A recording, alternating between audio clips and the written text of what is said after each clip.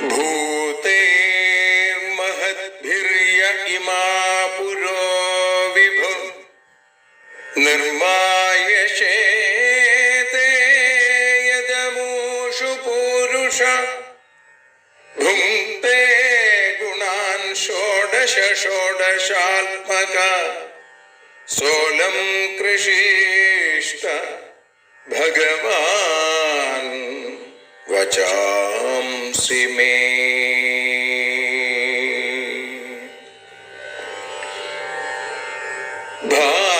ഭാഗവതത്തെ അറിയാൻ ഈ ഭാഗവതത്തിൽ അലിയാൻ, ഭാഗവതത്തെ അറിയാൻ ശ്രീമദ് ഭാഗവതത്തിൽ അലിയാൻ. ലക്ഷ്യമതും മാത്രം ഹരിയിൽ ഭക്തിയുണർത്തും സംഗീതം ഹരിനാമലഹരി സൗഭാഗ്യം. ഭാഗവതത്തെ അറിയാൻ ഭാഗവതത്തിൽ അലിയാൻ.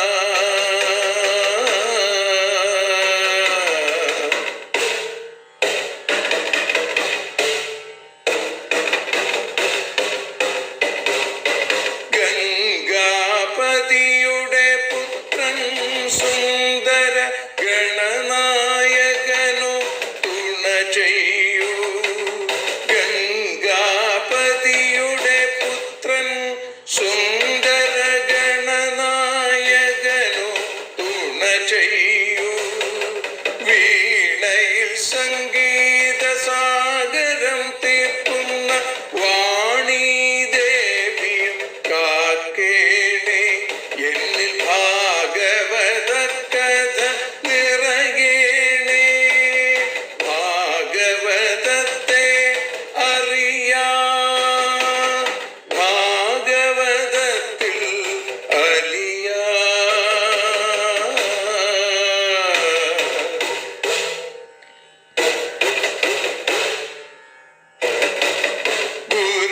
ഗുരുവായൂരിൽ നിത്യം നിറയുക ഗുരുവായൂരിലെ ശ്രീകൃഷ്ണ.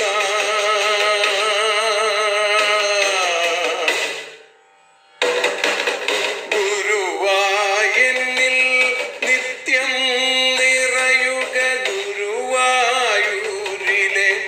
ശ്രീകൃഷ്ണ.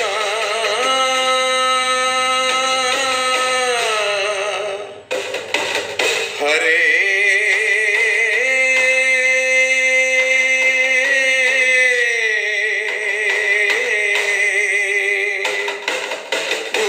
ഗുരുവായൂരിൽ നിത്യം നിറയുക ഗുരുവായൂരിലെ ശ്രീകൃഷ്ണ. കണ്ഠം തന്നിൽ ഗാനം നിറയാൻ കണ്ണാ നീ താൻ തുണയേകൂ. എന്നിൽ ഭാഗവത കഥ നിറയേണേ.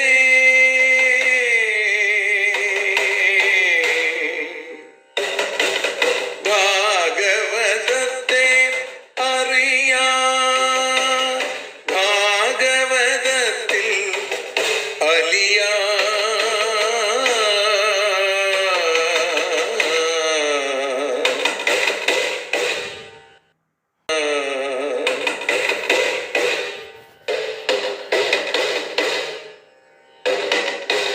ആദ്യത്തെ ഗുരുവായൂരന്റെ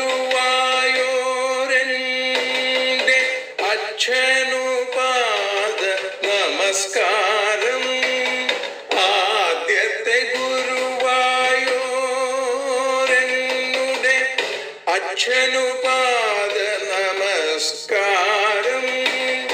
അമ്മിഞ്ഞപ്പാൽ മധുരം നൽകിയ അമ്മേ നീ വരമേകേണേ. എന്നിൽ ഭാഗവത കഥ നിറയേണേ.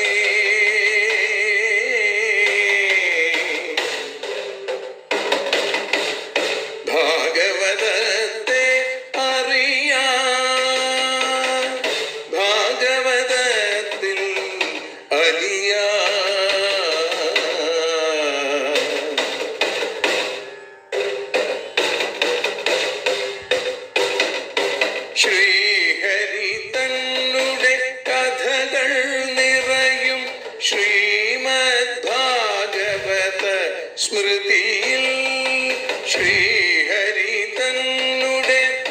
കഥകൾ നിറയും ശ്രീമദ് ഭാഗവത സ്മൃതിയിൽ ശ്രീകൃഷ്ണാനിൻ കീർത്തനമലരുകൾ ശ്രീപാദത്തിൽ അർച്ചിക്കാം. എന്നിൽ ഭാഗവത കഥ നിറയേണേ.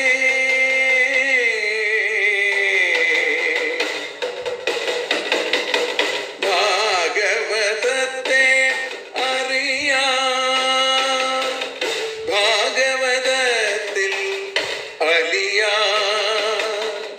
ലക്ഷ്യമതൊന്നു മാത്രം ഹരിയിൽ ലഹരിയുണർത്തും സംഗീതം. ഭക്തിയുണർത്തും സാഫല്യം, ഭക്തിയുണർത്തും സൗഭാഗ്യം. ഭാഗവതത്തെ അറിയാം,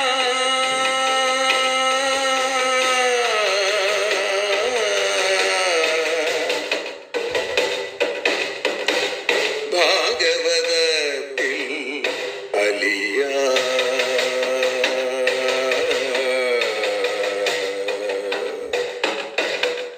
ഭാഗവതത്തിൽ അലിയാം.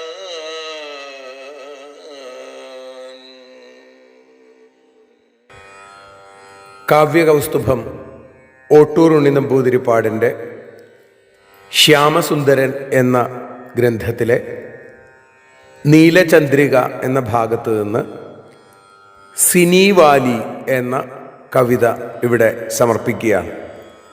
എന്താണ് സിനിവാലി? സൂര്യോദയത്തിന് ചതുർദശി സമ്പർക്കമുള്ളതുകൊണ്ട് ചന്ദ്രനെ കാണാൻ കഴിയുന്ന കറുത്ത വാവിനാണ് സിനിവാലി എന്ന് പറയുക. ഇവിടെ കറുത്ത വാവാകുന്ന കംസൻ, ആ കംസനെ ഉദ്ദേശിച്ചും കൊണ്ടാണ് ഇവിടെ പറയുന്നത്.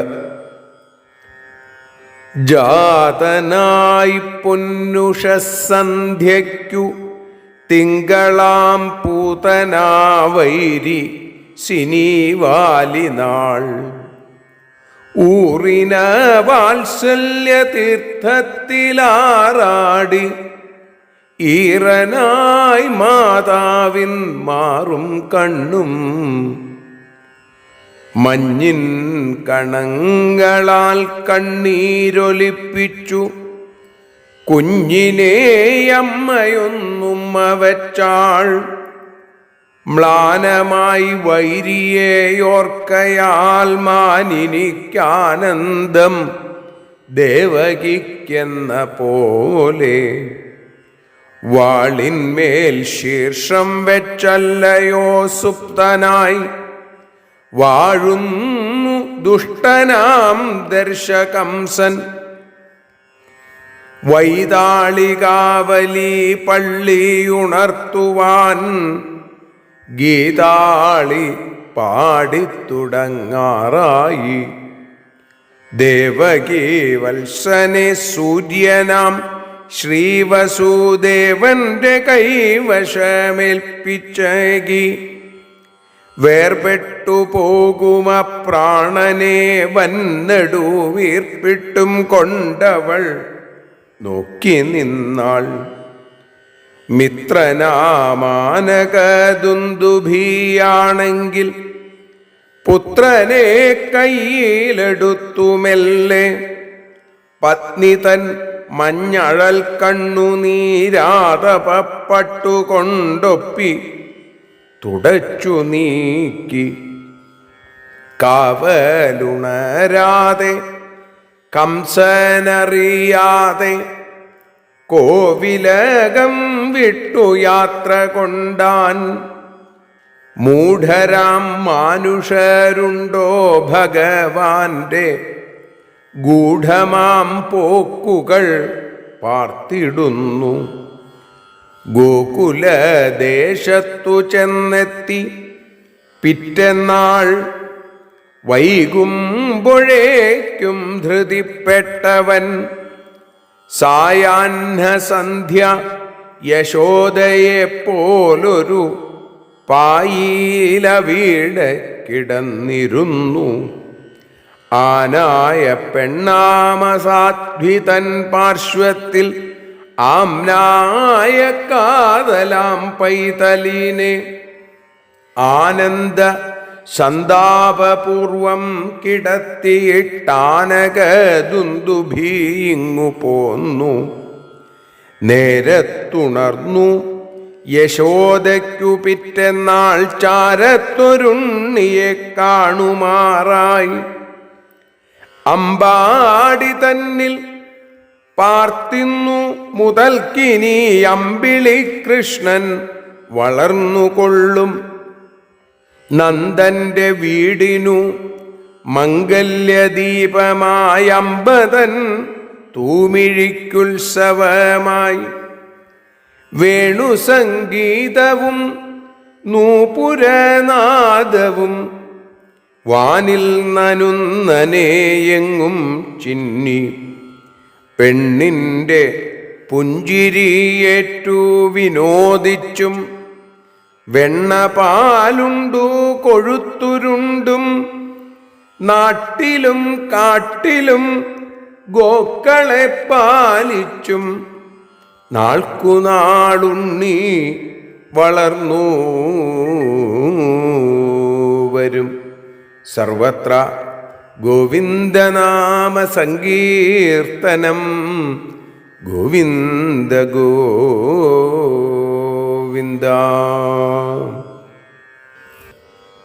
സർവത്ര ഗോവിന്ദനാമ സങ്കീർത്തനം.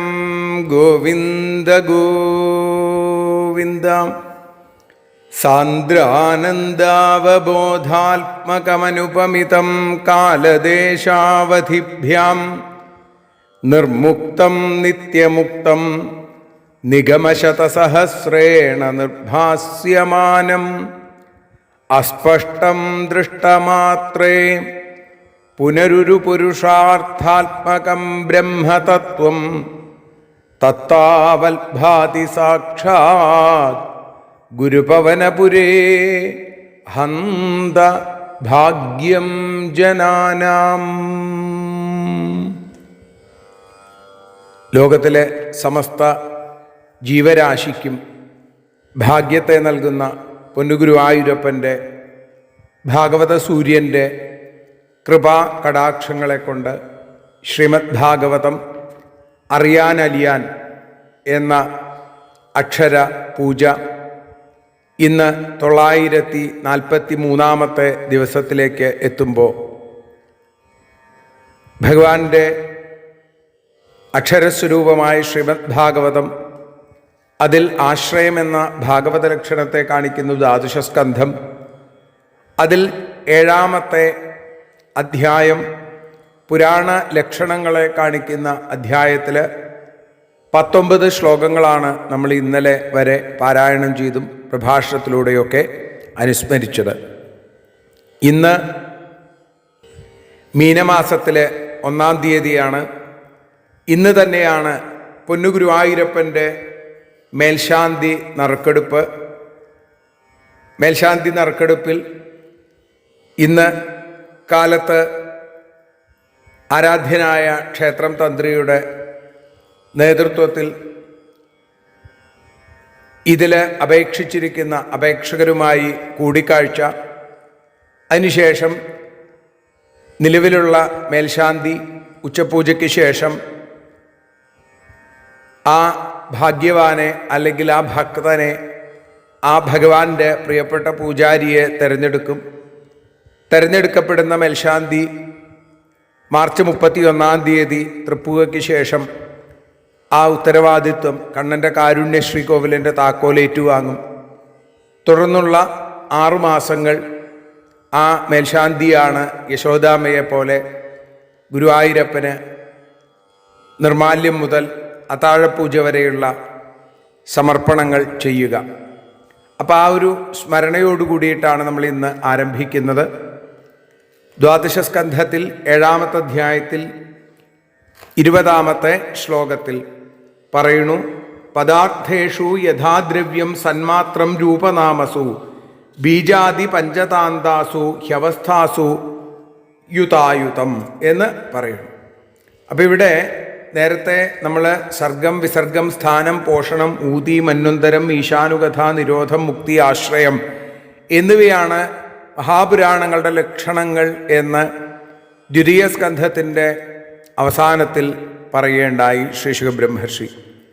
ഇവിടെ സൂതൻ അത് തന്നെയാണ് ചരാചരാത്മകമായ ഈ ലോകത്തിൻ്റെ സർഗം വിസർഗം വൃത്തി രക്ഷണം മന്വന്തരം വംശം വംശീയന്മാരുടെ ചരിതം പ്രളയം സൃഷ്ടിക്ക് കാരണമായ ജീവരാശികളുടെ കർമ്മവാസനാഭേദം ആത്യന്തിക മുക്തി എന്നിങ്ങനെ പുരാണ സംഹിതയിൽ അടങ്ങിയിരിക്കേണ്ട കാര്യങ്ങളെ അവതരിപ്പിച്ചത്.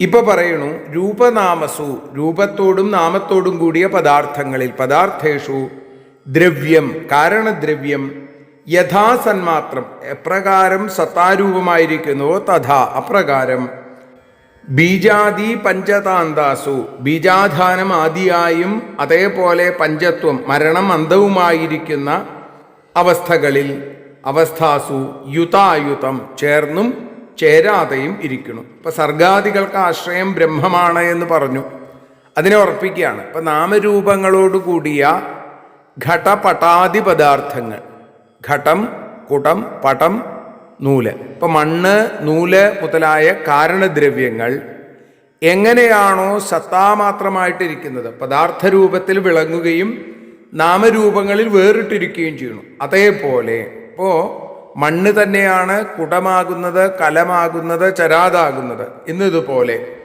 അപ്പോൾ ഗർഭാധാനം മുതൽ മരണം വരെയുള്ള ജീവാവസ്ഥകളോട് ബ്രഹ്മം ചേർന്നും ചേരാതെയും ഇരിക്കുന്നു. ഇപ്പോൾ മണ്ണ് മുതലായ ദ്രവ്യങ്ങൾ അതിൻ്റെ വികാരങ്ങൾക്ക് ആശ്രയമായിരിക്കുന്നത് പോലെ ലോകത്തിൽ കാണപ്പെടുന്ന സർവ്വവികാരങ്ങൾക്കും ആശ്രയം ബ്രഹ്മമാണ്. ആ ബ്രഹ്മം അതിൻ്റെ സ്വഭാവം കൊണ്ട് നിർവികാരമാണ്, അന്യാശ്രയം കൂടാതെ സത്യമായി നിത്യമായി വിളങ്ങുന്നതാണ്. അതിനെ സർഗാദികൾക്ക് ആശ്രയമായിട്ടും അത് സ്വയം നിരാശ്രയമാണെന്നും അറിയണം എന്ന് പറഞ്ഞു വയ്ക്കുകയാണ്. വിരമേത യഥാചിത്തം ഹിത്വാ വൃത്തിത്രയം സ്വയം യോഗേന വാ തദാത്മാനം വേദേഹായ നിവർത്തത്തെ. യോഗേന യോഗം കൊണ്ട് വൃത്തിത്രയം ഹിത്വ വൃത്തിത്രയത്തെ ഉപേക്ഷിച്ചിട്ട് ചിത്തം മനസ്സ് യഥാ സ്വയം വിരമേത എപ്പോൾ സ്വതേ തന്നെ വിരമിക്കുമോ തഥാ ആത്മാനം വേദ അപ്പോൾ ആത്മാവിനെ അറിയണു. ഈഹായ പ്രവൃത്തിയിൽ നിന്ന് ലീലയിൽ നിന്ന് നിവർത്തത്തെ നിവർത്തിക്കുകയും ചെയ്യണം. ഇപ്പോൾ പുരാണങ്ങളുടെ സർഗം വിസർഗം സ്ഥാനം പോഷണം ഊതി മന്വന്തരം ഈശാനുകഥ നിരോധം മുക്തി ആശ്രയം ഇങ്ങനെയുള്ള ദശവിധ ലക്ഷണങ്ങളെ വിവരിച്ചു. അതിൻ്റെ പ്രയോജനം പറയുക, സർഗാദികൾ മായാമയങ്ങളായതുകൊണ്ട് അതിൽ സാരാംശമില്ലെന്ന് പുരാണശ്രവണം കൊണ്ട് ജനിക്കുന്ന ജ്ഞാനം കൊണ്ട് ചിത്തത്തിന് വിഷയവിരക്തിയും ആത്മാവിൽ രതിയും ഉണ്ടാവും. അപ്പോൾ അതിനെയാണ് ഭക്തിയോഗം എന്ന് പൊതുവിൽ പറയുന്നത്. ഭക്തി ഉറയ്ക്കുമ്പോൾ ജാഗ്രത സ്വപ്നം സുഷുപ്തി എന്നിങ്ങനെയുള്ള ആ അവസ്ഥാത്രയങ്ങളെ അതിക്രമിച്ച് ചിന്മാത്രമായിരിക്കാനുള്ള ശക്തി ചിത്തത്തിന് ലഭിക്കും. അപ്പം ചിത്തം ചലനാത്മകമായ അതിൻ്റെ സ്വഭാവത്തെ വിട്ടിട്ട് ചിന്മാത്രമായി അചഞ്ചലമായി വിളങ്ങുന്നു. അപ്പം യാതൊന്നോ അത് തന്നെയാണ് സമാധി എന്ന് പറയുന്നത്. ഈ ഒരു അവസ്ഥയാണ് സമാധി. ഈ അവസ്ഥയിൽ സംസാരചിന്ത ഉണ്ടാവണില്ല, വ്യാപാരങ്ങളൊന്നും ഉണ്ടാവണില്ല. ഇതൊക്കെ വിട്ടിട്ട് ആനന്ദം എന്ന ഒരു ഭാവത്തിലേക്ക് പ്രകാശിക്കണു എന്നാണ്. ഇത് തന്നെ ജീവൻ മുക്തൻ എന്ന അവസ്ഥ. ഈ അവസ്ഥയെ പ്രാപിക്കുന്നതാണ് പുരാണശ്രവണത്തിൻ്റെ ഫലം. അതിന് ഉപോത്ബലകമായിട്ട് മറ്റു ചില ഫലശ്രുതികൾ പറയുന്നു എന്നുണ്ടെങ്കിൽ പോലും ആത്യന്തികമായ ഫലം എന്ന് പറയുന്നത് നിത്യാനന്ദവും ജീവൻ മുക്താവസ്ഥയും നേടിയെടുക്കുക എന്നുള്ളതാണ്. അത് എന്തുകൊണ്ടാണ് നമുക്ക് കിട്ടാത്തത്? സംശയമുണ്ട്. നമ്മൾ പുരാണം കേട്ടിട്ടുണ്ടല്ലോ, ഭാഗവതം കേട്ടിട്ടുണ്ടല്ലോ, സപ്താഹം കേട്ടിട്ടുണ്ടല്ലോ, കമ്പോട് കമ്പ് നമ്മൾ വ്യാഖ്യാനിച്ചുല്ലോ. പക്ഷേ സാവധാനതയാ ആ ശ്രദ്ധയും ഭക്തിയും നമുക്ക് ആവോളം ഇല്ല എന്നുള്ളത് കൊണ്ടാണ്. അത് വേണ്ടതുപോലെ പഥ്യത്തോടുകൂടി മരുന്ന് കഴിക്കുമ്പോഴാണ് രോഗങ്ങൾ പൂർണ്ണമായിട്ട് മാറുക. അല്ലെങ്കിൽ കുറച്ചൊക്കെ മാറിയെന്ന് വരാം. അപഥ്യഭക്ഷണം എന്നും അപകടമാണ്. ഇതേപോലെ ഭാഗവത സംസ്കാരത്തിൽ ഏറ്റവും പഥ്യമായിട്ടുള്ളതാണ് ശ്രദ്ധയും ഭക്തിയും. അത് എത്ര കണ്ട് നിഷ്കർഷയോടുകൂടി നമുക്ക് കൊണ്ടു നടക്കാൻ സാധിക്കുന്നു അത്രയും പെട്ടെന്ന് ഈ ഫലപ്രാപ്തി ഉണ്ടാവണം. ഇപ്പോൾ പുരാണ ശ്രവണത്തിൻ്റെ പരമമായ ഫലം ഇതാണ് എന്ന് മനസ്സിലാക്കുക. ഏവം ലക്ഷണലക്ഷ്യാണി പുരാണാനി പുരാവിദ മുനയോ അഷ്ടാദശ പ്രാഹു ക്ഷുല്ലകാനി മഹാന്തി ച. എന്നിട്ട് പറഞ്ഞു, ഏവം ലക്ഷണലക്ഷ്യാണി, ഇപ്രകാരമുള്ള ലക്ഷണങ്ങളാൽ അറിയപ്പെടാൻ യോഗ്യങ്ങളായ പുരാണാനി, പുരാണങ്ങൾ, മഹാന്തി, മഹത്തുക്കളും, ക്ഷുല്ലകാനി, അല്പങ്ങളുമായിട്ട്, അഷ്ടാദശ 18 എന്ന് പുരാവിദ, പൂർവചരിത്രം അറിയുന്ന ആളുകൾ, മുനികൾ, മുനയഹ പ്രാഹു പറയുന്നു. ഇപ്പം സർഗാദികളാകുന്ന 10 വിധ ലക്ഷണങ്ങളാൽ അറിയപ്പെടാൻ യോഗ്യങ്ങളായ മഹാപുരാണങ്ങൾ 18 ഈ ലക്ഷണം പൂർണ്ണമായി എത്തിച്ചേരാൻ സാധിക്കാത്തവ ഉപപുരാണങ്ങൾ എന്ന് പറയപ്പെടാൻ യോഗ്യങ്ങളുമാണ്. 18 ആണ് ഈ പുരാണങ്ങൾ എന്ന് ഉള്ളത് പൂർവവൃത്താന്തം അറിയുന്ന മുനിമാർ നമുക്ക് പറഞ്ഞു തരുന്നു. പുരാണങ്ങൾ ഏതൊക്കെയാണ് എന്നാണ് പിന്നീട് 2 ശ്ലോകങ്ങളിലൂടെ പറഞ്ഞത്. ബ്രാഹ്മം, പാത്മം, വൈഷ്ണവം ച, ശൈവം, ലൈംഗം, സഗാരുഡം, നാരദീയം, ഭാഗവതമാഗ്നേയം, സ്കാന്ദസംജ്ഞിതം, ഭവിഷ്യം, ബ്രഹ്മവൈവർത്തം, മാർക്കണ്ഡേയം, സവാമനം, വാരാഹം, മാത്സ്യം, കൗർമ്മം ച, ബ്രഹ്മാണ്ഡാഖ്യമിതി ത്രിഷട്ട്. 3 3 18 അല്ലേ? ഇപ്പോൾ ബ്രാഹ്മം, പാത്മം, വൈഷ്ണവം, ശൈവപുരാണം, ലിംഗപുരാണം, ഗരുഡപുരാണം, നാരദീയം, ഭാഗവതം, അഗ്നിപുരാണം, സ്കന്ദപുരാണം, ഭവിഷ്യപുരാണം, ബ്രഹ്മവൈവർത്തപുരാണം, മാർക്കണ്ഡേയപുരാണം, വാമനപുരാണം, വരാഹപുരാണം, മത്സ്യപുരാണം, കൂർമ്മപുരാണം, ബ്രഹ്മാണ്ഡപുരാണം എന്നിങ്ങനെ 18 പുരാണങ്ങളാണുള്ളത് എന്ന് പറയുന്നു. ഈ പുരാണങ്ങളുടെ സംഖ്യയെക്കുറിച്ചൊക്കെ നമ്മൾ പിന്നീടാണ് കേൾക്കുക. 12ാമത്തെ സ്കന്ധത്തിൽ 12 സ്കന്ധസാരം പാരായണം ചെയ്തു കഴിഞ്ഞാൽ പിന്നീട് 13ാമത്തെ മംഗള അധ്യായം എന്നറിയപ്പെടുന്ന 13ാമത്തെ അധ്യായത്തിൽ പറയുന്നു ഓരോ പുരാണങ്ങളും ഇത്ര വീതമാണ് എന്നാണ്. ഇപ്പോൾ ബ്രഹ്മപുരാണം അല്ലെങ്കിൽ ബ്രാഹ്മപുരാണം 10,000 ശ്ലോകങ്ങളാണ്.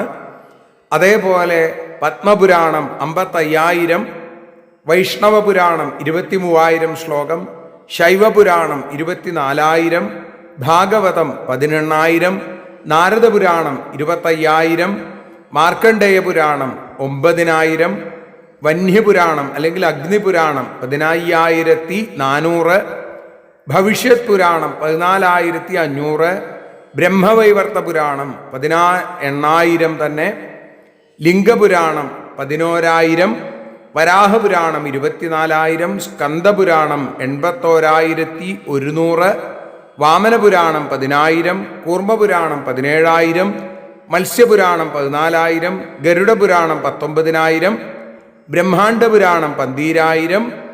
ഇങ്ങനെ ഈ 18 പുരാണങ്ങൾ കൂടി എത്ര? ഭാഗവത പുരാണത്തിൽ 18,000 ശ്ലോകം എന്ന് പറഞ്ഞു. അപ്പോൾ 18,000 ശ്ലോകത്തോടു കൂടിയ ഭാഗവതം 18 പുരാണങ്ങളിൽ ശ്രേഷ്ഠമായി മഹാപുരാണമായിട്ടിരിക്കുന്നു. ഇങ്ങനെ ചതുർലക്ഷ ഈ 18 പുരാണങ്ങളിലും കൂടി 4 ലക്ഷം ശ്ലോകം അടങ്ങിയിരിക്കുന്നു എന്നും പറയുന്നു. അപ്പോൾ ഇവിടെ പറയുകയാണ് ബ്രഹ്മന്യതം സമാഖ്യാതം ശാഖാപ്രണയനം മുനെ ശിഷ്യശിഷ്യ പ്രശിഷ്യാണാം ബ്രഹ്മതേജോ വിവർദ്ധനം. ഹേ ബ്രാഹ്മണ ശൗനക, മുനെ ശിഷ്യശിഷ്യ പ്രശിഷ്യാണാം, മുനിയുടെയും ശിഷ്യന്മാര്, അവരുടെ ശിഷ്യന്മാര്, അവരുടെയും ശിഷ്യന്മാര്, ഇവരുടെ ബ്രഹ്മതേജോ വിവർദ്ധനം, ബ്രഹ്മതേജസ്സിനെ വർദ്ധിപ്പിക്കുന്നതായിട്ടുള്ള ശാഖാപ്രണയനം, വേദശാഖാ നിർമ്മാണത്തെ സമാഖ്യാതം സമ്യക്കായി പറഞ്ഞു, വേണ്ട പോലെ ഞാൻ അങ്ങക്ക് പറഞ്ഞു തന്നു എന്നാണ്. അപ്പോൾ പഠിക്കുന്നവർക്കും ശ്രവിക്കുന്നവർക്കും ബ്രഹ്മതേജസ്സിനെ വർദ്ധിപ്പിക്കുന്നതാണ് ഈ പുരാണങ്ങൾ. ഇപ്പോൾ വേദവ്യാസൻ, മുനി എന്ന് പറഞ്ഞത് വേദവ്യാസൻ, വേദവ്യാസൻ അദ്ദേഹത്തിൻ്റെ ശിഷ്യന്മാര്, ആ ശിഷ്യന്മാരുടെയും ശിഷ്യന്മാര്, അങ്ങനെ അവരുടെയൊക്കെ വേദസംഹിതാ പ്രവർത്തനത്തെ ഞാൻ അങ്ങക്ക് പറഞ്ഞു തന്നു എന്ന് പറഞ്ഞുകൊണ്ടാണ് ശ്രീമദ് ഭാഗവത മഹാപുരാണ ദ്വാദശ സ്കന്ധത്തില് പരമാശ്രയ നിരൂപണത്തില് പുരാണലക്ഷണ നിരൂപണം എന്ന 7ാമത്തെ അധ്യായം സമർപ്പിക്കുന്നത്. ഇനി 8, 9, 10 അധ്യായങ്ങളിൽ മാർക്കണ്ഡേയൻ്റെ കഥയാണ് പറയണത്. ശൗനകന്റെ ചോദ്യത്തിന് മറുപടിയായിട്ടാണ് മാർക്കണ്ഡേയൻ്റെ കഥ അവിടെ സൂചിപ്പിക്കുന്നത്. ശൗനകന്റെ ചോദ്യമാണ് ആദ്യത്തെ 5 ശ്ലോകങ്ങളിൽ. ഇപ്പം ഇവിടെ പറയുകയാണ്, മാർക്കണ്ഡേയൻ്റെ തപസ് എല്ലാവരെയും മോഹിപ്പിക്കുന്ന കാമാദികൾ പോലും മാർക്കണ്ഡേയൻ്റെ മുമ്പിൽ തോറ്റോടി. ആ സന്ദർഭത്തിൽ മാർക്കണ്ഡേയൻ്റെ മുമ്പിൽ സാക്ഷാൽ നരനാരായണന്മാര് പ്രത്യക്ഷപ്പെടുന്നതായിട്ടുള്ള രംഗം. അപ്പോൾ 8ാമത്തെ അധ്യായത്തിൽ നരനാരായണ ഋഷീശ്വരന്മാരായും 9ാമത്തെ അധ്യായത്തിൽ കാൽവിരലുണ്ടു കിടക്കുന്ന ആ ആലിലക്കണ്ണനായും 10ാമത്തെ അധ്യായത്തിൽ ഭഗവാൻ ഉമാമഹേശ്വരനായും മാർക്കണ്ഡേയൻ്റെ മുമ്പിൽ പ്രത്യക്ഷപ്പെടുന്നതായിട്ട് കാണാം. ആ രംഗങ്ങളെയാണ് നമുക്ക് നാളെ അനുസ്മരിക്കാനുള്ളത്. ഭഗവാന്റെ കാരുണ്യം എല്ലാവർക്കും ഉണ്ടാവട്ടെ എന്ന് പ്രാർത്ഥിക്കുന്നു. ഹരേ നമ. ഞങ്ങൾ ആരതിയുണ്ടാകാൻ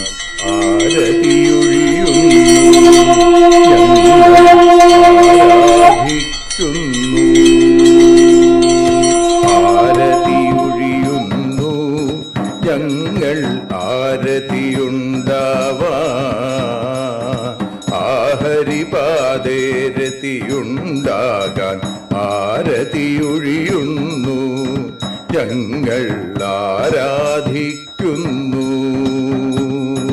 ശ്രീമദ് ഭാഗവതം പുണ്യം പാവനമാം ഗ്രന്ഥം ശ്രീശുകമാമുനി പാടിയ ഗീതം നൽകുന്നു മുക്തി. സതതം നൽകിയിടും ഭക്തി. പാപികളെന്നാലും നിത്യം രക്ഷിക്കും ഗ്രന്ഥം. പരമാനന്ദ സുധാരസമയമി ഹരിലീലാസാരം. നിത്യം വേദത്തിൻ സാരം. വൈരാഗ്യം ജ്ഞാനം ഭക്തി എന്നിവ നൽകിയിടും. വൈകല്യങ്ങൾ തീർത്തിയിടുന്നൊരു സുന്ദരമാം ഗീതം. നിത്യം നൽകും കൈവല്യം. കലിമലമഥനി പാപവിനാശിനി സതതം സേവയ ചെയ്യുന്നോർക്കോ സുഖകാരിണി ഗ്രന്ഥം. നിത്യം നൽകും സായുജ്യം. ആരതിയൊഴിയുന്നു ഞങ്ങൾ ആരതിയുണ്ടാവാൻ. ആരതിയൊഴിയുന്നു ഞങ്ങൾ ആരതിയുണ്ടാവാൻ. ആഹരിപാദേ രതിയുണ്ടാകാൻ ആരതിയൊഴിയുന്നു. ഞങ്ങൾ ആരാധിക്കുന്നു.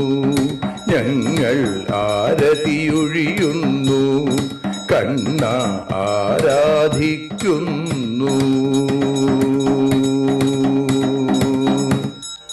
രാധാരമണ മുകുന്ദ മുരാരെ ശരണം മേ തവ ചരണയുഗം പവനപുരേശ രാധാ കൃഷ്ണ ശരണം മേ തവ ചരണയുഗം മീനായി മണ്ണിൽ പിറന്നൊരു ദേവ ശരണം മേ തവ ചരണയുഗം കച്ഛപരൂപമെടുത്തൊരു ദേവ ശരണം മേ തവ ചരണയുഗം സൂകരഭാവമണിഞ്ഞൊരു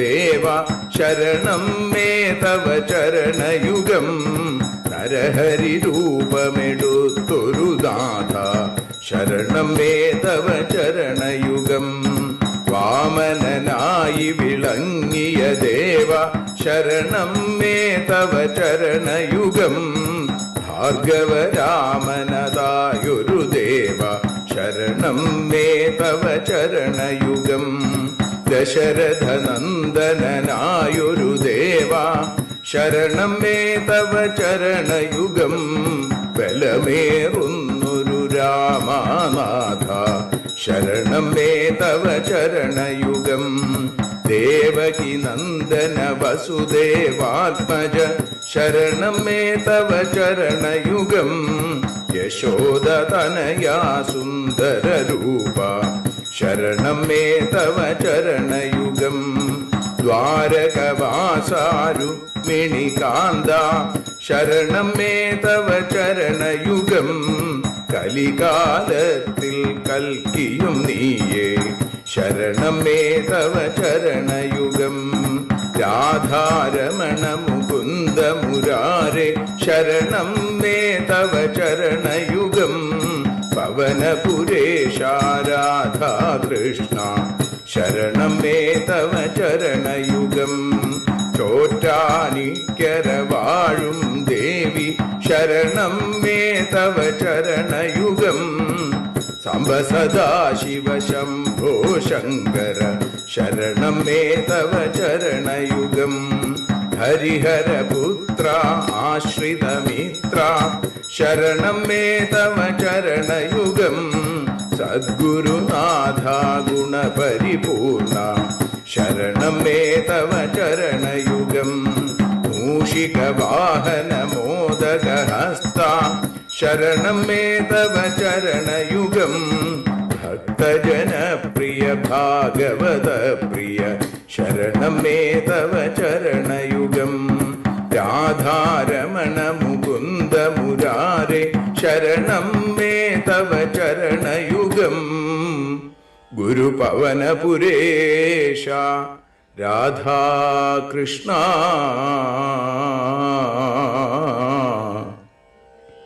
ശരണം മേ തവ ചരണയുഗം.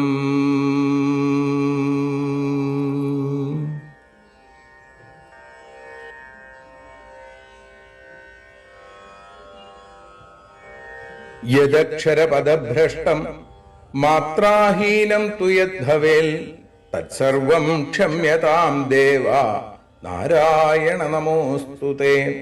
വിസർഗബിന്ദുമാത്രാണി പദപാദാക്ഷരാണി ച ന്യൂനാനി ചാതിരിക്താനി ക്ഷമസ്വ പുരുഷോത്തമ.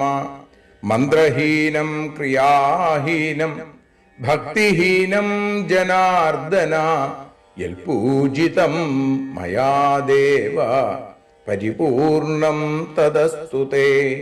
കായേന വാചാ മനസേന്ദ്രിയൈർവാ ബുദ്ധ്യാത്മനാ വാ പ്രകൃതേ സ്വഭാവാൽ കരോമി യദ്യൽ സകലം പരസ്മൈ നാരായണായേതി സമർപ്പയാമി. സ്വസ്തി പ്രജാഭ്യഃ പരിപാലയന്താം ന്യായേന മാർഗേണ മഹീം മഹീഷാ. ഗോബ്രാഹ്മണേഭ്യഃ ശുഭമസ്തു നിത്യം.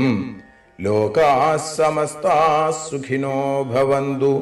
ലോകാഃ സമസ്താഃ സുജനാഃ ഭവന്തു. ലോകാഃ സമസ്താഃ ത്വൽഭക്തിരതാഃ ഭവന്തു. സർവേ ഭവന്തു സുഖിനഃ സർവേ സന്തു നിരാമയാം. സർവേ ഭദ്രാണി പശ്യന്തു മാ കശ്ചിൽ ദുഃഖഭാഗ് ഭവേൽ. അസതോ മാ സദ്ഗമയ തമസോ മാ ജ്യോതിർഗമയ മൃത്യോർമാ അമൃതം ഗമയ. ഓം ശാന്തി ശാന്തി ശാന്തി. ഹരി ഓം.